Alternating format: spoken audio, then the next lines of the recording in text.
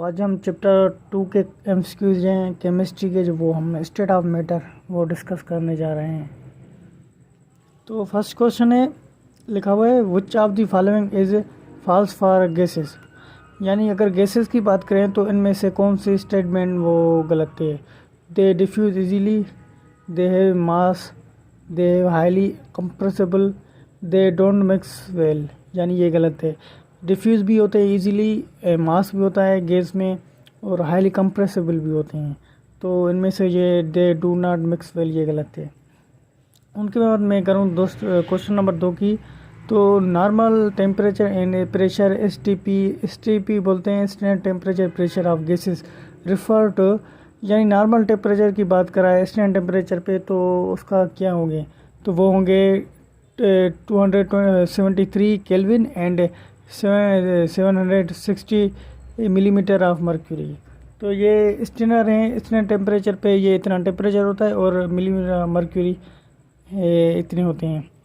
तो ऐसा है यूनिट ऑफ सिस्टम। प्रेशर की अगर बात करें तो ऐसा सिस्टम में प्रेशर का यूनिट क्या है, वो newton metre minus square, newton metre minus में बार स्क्वायर। तो इसका ये ऐसा यूनिट में प्रेशर का ये यूनिट है। तो उसके बाद मैं क्वेश्चन नंबर 4 की बात करूं तो how many scales of thermometer are there. यानी थर्मोमीटर में कितने स्केल होते हैं, वो 3 होते हैं। उसके बाद 5वें क्वेश्चन की बात करूं तो mathematically Boyle's law is shown as.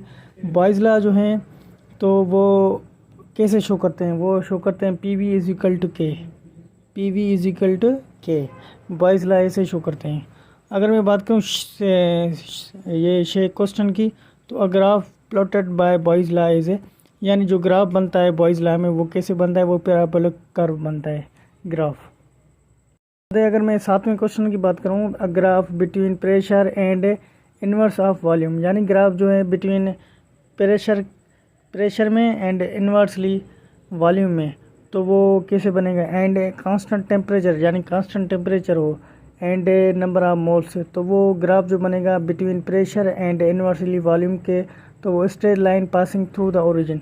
यानी वो स्ट्रेट ग्राफ बनेगा कि किसके बीच में, बिटवीन में एक प्रेशर एंड इन्वर्सली वॉल्यूम, इन दोनों के बीच में। अगर मैं 8वें क्वेश्चन की बात करूं तो आप देखें 8वें क्वेश्चन नंबर की, तो ये कह रहा कि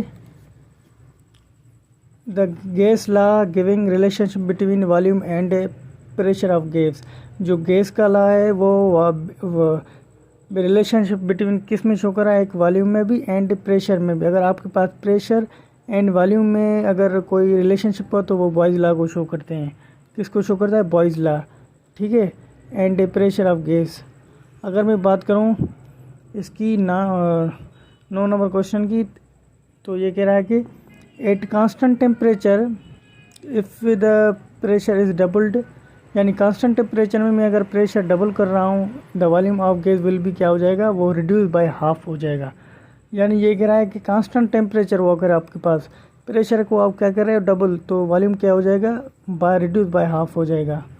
अगर मैं बात करूँ 10 नंबर क्वेश्चन की, तो देखें ए कांस्टेंट टेम्परेचर, अगर ये बात करा constant temperature, if the pressure is reduce to half the volume will be gas will be double. यानी इसके इन्वर्सली 9 नंबर और 10 क्वेश्चन नंबर सेम ही है। अगर मैं बात करूं 11 की, the collision of the molecule of gas at A reduce volume causes. अगर मैं कोलिजन ऑफ गैस की मॉलिक्यूल की वो क्या कर दूं, रिड्यूस वॉल्यूम कर दूं, तो उसको अगर मैं, तो वो क्या हो जाएगा, हायर प्रेशर। अगर मैं देखो एक बलून का मैं अगर आपको एग्जांपल बताऊं कि बलून देखें, बलून को आपको कंप्रेस करते हैं ना, प्रेशर लगाते हैं, तो वो उसके वॉल्यूम क्या हो जाएगा, तो उसका प्रेशर बढ़ जाता है, तो वॉल्यूम क्या हो जाए, बलून वो क्या हो जाता है, बर्स्ट हो जाते हैं। तो ये सेम ही एग्जांपल है, हायर प्रेशर अगर आप उसको रिड्यूस वॉल्यूम करेंगे तो। अगर मैं क्वेश्चन नंबर 12 की बात करूँ, 700 आर इज़ इक्वल टू, वो किसके बराबर होता है, वो 0.92 ATM के बराबर होता है, एटमॉस्फेयर। अगर मैं बात करूँ the value of general gas, अगर मैं बात करूँ value of general gas constant R in ऐसा यूनिट सिस्टम। यानी ये बात कर रहा है कि जनरल गैस इक्वेशन में जो आर का जो ऐसा यूनिट सिस्टम है वो उसका रेशो क्या है, वो 8.3143 जूल इंटू केल्विन -1 मोल। इंटू मोल माइनस, ये इसका ये आपको यूनिट है, याद करना पड़ेगा। अगर मैं बात करूं ये 14 क्वेश्चन की, if a graph is plotted between temperature on axis and volume of the 1 mole of gas on Y axis, यानी ये ग्राफ प्लॉट करेंगे हम टेम्परेचर का किस में, एक्सिस में, यानी ये से एक्स एक्सिस। अगर मैं वॉल्यूम की बात करूं तो वॉल्यूम का वो ग्राफ है वो किस में, वाई एक्सिस में से। तो एंड कांस्टेंट टेम्परेचर पे, तो then straight line is obtain, यानी स्ट्रेट लाइन ऐसे स्ट्रेट लाइन ऑब्टेन होगी वो कट्स टेम्परेचर एक्सिटेड, यानी वो टेम्परेचर किस टेम्परेचर पे जो लाइन है वो कट्स होगी, माइनस 273.16 टेम्परेचर, ठीक है, डिग्री, माइनस 273.16 डिग्री। अगर मैं 15 क्वेश्चन नंबर की बात करूं तो ये कह रहा है if the temperature and pressure of 2 dm³ of carbon dioxide are doubled then volume of carbon dioxide would be become. अब ये बात कर रहा है कि अगर आपके पास टेम्परेचर और प्रेशर हो 2 dm³ हो तो आप क्या करेंगे, कार्बन डाइऑक्साइड का तो are doubled and then volume of का कार्बन डाइऑक्साइड वुड बी, तो वॉल्यूम ऑफ कार्बन डाइऑक्साइड का कितने हो जाएंगे, वो 2 dm³। अब देखें बात ये कह रहा है टेम्परेचर एंड प्रेशर की, आप 2 dm carbon dioxide are doubled then volume of pressure double कर रहे हैं तो वॉल्यूम भी क्या हो जाएगा, डबल, तो 2 dm³ भी हो जाएगा। तो उसके बाद है 16 नंबर क्वेश्चन की बात करें तो हम देखें the ideal gas constant R when expressed in dm³ atm unit है द वैल्यू ऑफ। अगर ये बात कराए आइडियल गैस जो होते हैं वो आर को हम आर से शो करते हैं, तो वह एक्सप्रेस करें हम dm³ atm में यूनिट में तो उसका वैल्यू क्या होगा, वो 0.0821। और 17 क्वेश्चन नंबर की बात करूं अगर मैं तो देखें 70 क्वेश्चन नंबर की, if both temperature and volume of gas doubled the pressure. अब ये बात कर रहा है कि अगर आपके पास वो टेम्परेचर भी एंड वॉल्यूम भी वो क्या कर रहे हैं, गैस का डबल कर रहे हैं, तो प्रेशर क्या होगा, तो प्रेशर रिमेन अनचेंज, यानी ये प्रेशर कांस्टेंट है टेम्परेचर एंड वॉल्यूम के हिसाब से, तो रिमेन अनचेंज रहेगा। तो 18 क्वेश्चन की बात करूँ, a gas it heated in a close vessels from 100 degree to 200 degree which statement is not correct. इनमें से कौन सी स्टेटमेंट कौन सी करेक्ट नहीं होगी, पहले कितना टेम्परेचर है 100, फिर कितना टेम्परेचर है 200, तो इसमें स्टेटमेंट वो कौन सी करेक्ट नहीं है। The energy of gas molecule increase, सही है ये भी। The rate of collision increase, collision का रेट भी इंक्रीज़ होगा तो जितना टेम्परेचर बढ़ेगा। Pressure of gas increase, pressure भी जाहिर सी बात है बढ़ेगा प्रेशर, तो number of moles of gas increase, ये गलत है, मोल्स सेम ही रहते हैं 100 to 200 तक। आप प्रेशर वो क्या करें टेम्परेचर बढ़ाएंगे तो मोल्स सेम ही रहते हैं, वो ये गलत है स्टेटमेंट। तो gas equation is the combination of, जो गैस की इक्वेशन है वो कैसे बनती है, वो बनती है वो गेडोट्स लॉ के and Charles law, Boyle's law, इन तीनों में से ये गैस की इक्वेशन बनती है। क्वेश्चन नंबर 20 की बात करूं अगर मैं तो gas occupy volume of 4 dm³ at 25 degree centigrade and 180 m pressure, what volume at occupy at standard temperature pressure, यानी ये गैस है अगर आपके पास 4 dm³ है इतने टेम्परेचर पे एंड 1 एटमॉस्फेयर प्रेशर पे, तो वॉल्यूम जो है वो कितने ऑक्यूपाई करेंगे स्टैंडर्ड टेम्परेचर पे, वो 3.66। ये प्रॉब्लम है, ये सॉल्व करना है हमें। तो ये भी क्या है, एक प्रॉब्लम है। एट 50 डिग्री गैस है 180 atmosphere pressure and 220 dm³ volume, its volume at standard temperature would be 16.94 dm³। ये भी एक प्रॉब्लम है, ये हमें सॉल्व करेंगे तभी समझ में आएंगे, ये MCQ अभी आप रख लें। तो अब 22 क्वेश्चन नंबर की बात करूँ, the volume of given mass of gas directly proportional to absolute temperature at a given pressure, it's statement. अब ये बात कराए वॉल्यूम ऑफ गिवन मास, अगर आपके पास वॉल्यूम है गिवन मास ऑफ गैस का वो डायरेक्टली प्रोपोर्शनल है किससे? एब्सोल्यूट टेम्परेचर पे। अब देखें टेम्परेचर बढ़ाएंगे वॉल्यूम बढ़ेगा, लेकिन ये एक बात कर रहा है कि प्रेशर जो है वो कांस्टेंट हो। तो वो कौन सी ला है, वो कौन सा ला है? वो चार्ल्स ला है। वॉल्यूम बढ़ाएंगे, टेम्परेचर बढ़ाएंगे तो वॉल्यूम बढ़ेगा, लेकिन कांस्टेंट प्रेशर पे तो वो किसको कहलाते हैं? वो चार्ल्स ला है। 23 क्वेश्चन की बात करूं मैं, decrease in temperature dash the average kinetic energy of the gas molecules.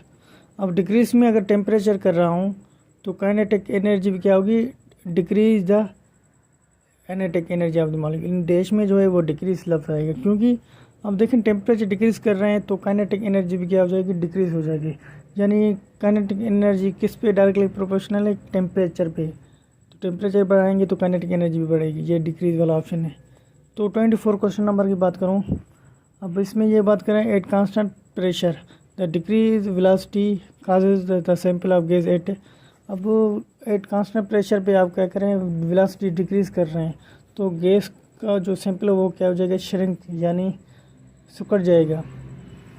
25 question की बात करूं तो Charles law can be represent by mathematically. Charles law जो है वो हम कैसे रिप्रेजेंटली करते हैं? वो रिलेशनशिप होता है बिटवीन टेम्परेचर एंड वॉल्यूम के, तो वो हम V × T = K, इसका रिलेशनशिप ये है। अगर मैं बात करूं 27 नंबर क्वेश्चन की, तो the relationship between the volume and the number of molecule mass explain by. तो relationship between a volume and molecules का वो किससे शो करते हैं? वो एमेडो एवोगैड्रोस नंबर से शो करवाते हैं।